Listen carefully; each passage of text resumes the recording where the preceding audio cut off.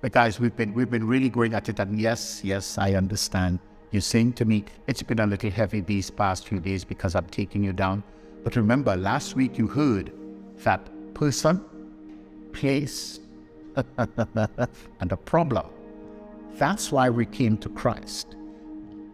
Jude here is saying, I say this because some ungodly people have wormed their way into your churches, saying that God's marvelous grace allows us to live immoral lives. And I want to stop there. It is to emphasize that once my belief changes, my actions will follow. So he says they've secretly and they're sinister, insidious behavior. They have wormed their way with the intention of changing our faith so that they might be enriched.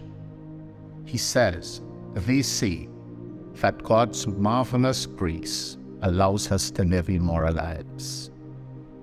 You can't live your life for Christ and honor the devil in the same process. The argument is fallacious. You can't do both. It's either you're going to serve God, know God, love God, or you're going to make a mistake. He says here that they would have lived immoral lives. They say that God gives us the freedom to do what we want. God gives us, and we have the depth of faith to understand the deep things of God. And those deep things allow us to do what we want. And that's a lie.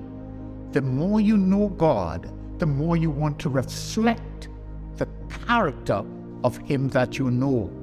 The more you love God, the more you want to please Him. The more you want to give Him more of who you are. He that would have been forgiven much, loves much. How much have you been forgiven? Because you can't go back in the name of God. You can't go back to immorality. You can't go back to reveling. You can't go back to sinful practices. We can't do that and claim we know God. Church going is not knowing God. Practicing a few things religiously and ceremoniously does not determine we know God. They may give expressions to our knowledge of God, but when you hear people cursing and going to church and living loose lives and going to church, and you tell yourself, which one should you believe? Because you know the God of the Bible declares Himself to be holy.